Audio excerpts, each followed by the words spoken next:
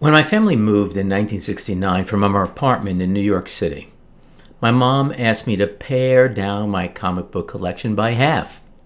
So I did. I'm showing those comics I kept during this series I call The Comics My Mom Let Me Keep. Stay tuned. Anachronic. Hi comic book guys and gals, I'm Joe and welcome to Anachronic Comics. Now, this is episode 14 of my series, The Comics My Mom Let Me Keep. Today's video is the second of two that focuses on my Silver Age X-Men collection. In part 1, I showed you X-Men numbers 2 through 9 that I bought from my best friend John for 2 cents each. If you missed that video, I'll add a link above and at the end of the video. Now in this video, I'll show you the rest of the X-Men comics I kept when my family moved. Oh, and yes, I paid full price for these, an astronomical 12 cents each. Now most of the covers and interiors were penciled by Kirby and the stories written by Stan Lee. I'll mention it if someone else was involved. Oh, and almost all of them are keys. Now the first one is X-Men number 10, from March of 1965. This is the first Silver Age appearance of Kazar and Zabu. And interestingly, Jack Kirby was lauded for portraying 13 prehistoric animals as they were understood to be in the 1960s in this issue. The next one is X-Men number 11 from May 1965. Now number 11 sports the first appearance of the Stranger. Next one is X-Men number 12 from July of 1965. The first appearance of the Juggernaut and the origin of Professor X. Now, Professor X's full name is Charles Xavier, and it's revealed in this issue. This issue also reveals that his father's name was Brian and his mother's name was Sharon, and that both died during Xavier's childhood. Okay, the next one is number 13 from September 1965. It's the second appearance of the Juggernaut. This issue was the first X-Men issue where Marvel used the Marvel logo on the front cover stating Marvel Pop Art Productions. Now, Marvel found out that the readers didn't like the new change, and so after receiving multiple fan mail letters, Stan Lee wrote in his bullpen note that Marvel changed the name back to the original based on the number of letters that they received. Next is X-Men number 14 from November 1965 with the first appearance of the Sentinels. Next is X-Men number 15 from December 1965, the origin of the Beast and the first cameo appearance of Master Mold. It's stated in this issue that the Sentinels don't have any feelings as they are robots. However, they apparently did feel Professor X's mental blast because they groaned in pain. X-Men number 16 is from January 1966, and it's the third appearance of the Sentinels.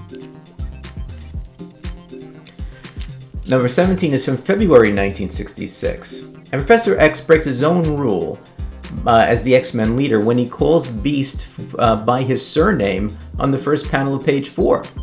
So this slip-up was revised in later printings, including the digitized version of this issue, and Professor X calls Hank by his code name Beast. Next up is X-Men number 18 from March of 1966. Magneto has taken control of the X-Mansion, defeating all of the X-Men except for Iceman, who has to stand against Magneto.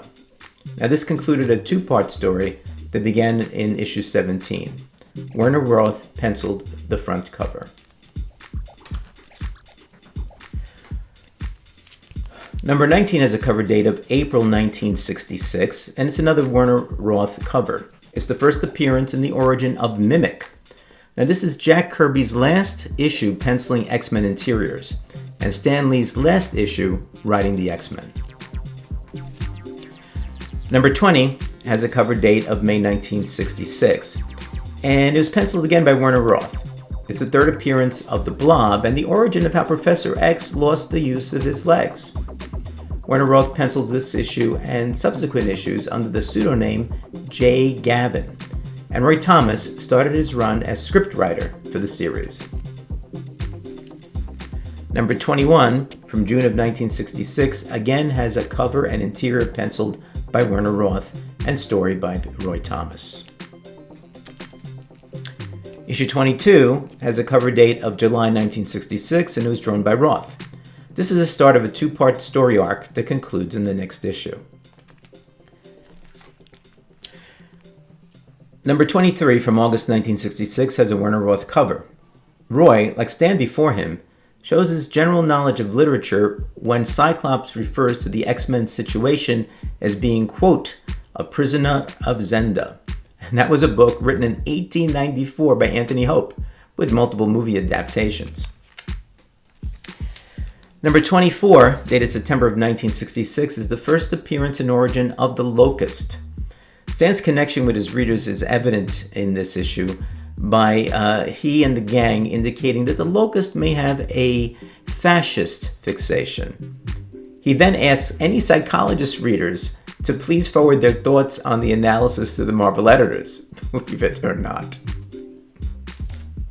Number 25 from October of 1966 has the first appearance of El Tigre. Jack Kirby returns to pencil this cover. And I've read that this issue also had an alternate and unused cover featuring the X-Men rushing towards El Tigre, who was in shadow, and that it was printed in Essential Classic X-Men Volume 2.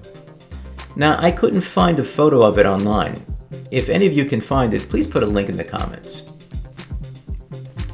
Number 26 from November of 66 again has a Werner Roth penciled cover. Number 27 from December 1966 has Jean Grey redesigning the costumes in this issue.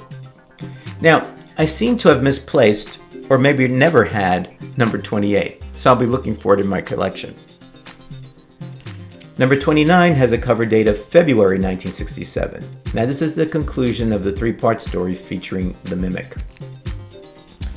And the final comic my mom let me keep from my X-Men collection is number 30, from March of 1967.